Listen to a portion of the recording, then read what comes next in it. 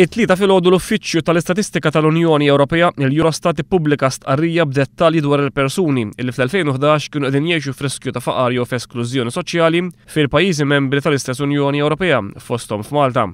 Jirriżulta li f'pajjiżna 21% tal-Maltin u Rawċin qegħdin jgħixu f'riskju ta' faqar jew f'esklużjoni soċjali.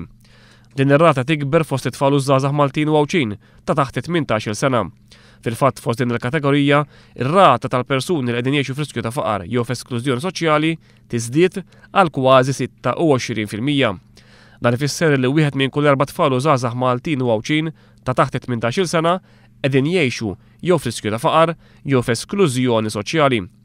Mit-tarif ippubblikat mill-Unjoni Ewropea jirriżulta li teżisti rabta bejn il-livell tal-edukazzjoni u l-kwalità tal-ħajja ta' persuna. Fil-fatt, terz ta' tfal u żgħażagħ li huma f'riskju ta' faqar jew f'esklużjoni soċjali jgħixu f'familji fejn il-ġenituri tagħhom għandhom livell baxx ta' edukazzjoni. Fost in-nies ta' bejn 18 u 64 sena huma 20% dawk li qegħdin jgħixu jew f'riskju ta' faqar jew f'esklużjoni soċjali.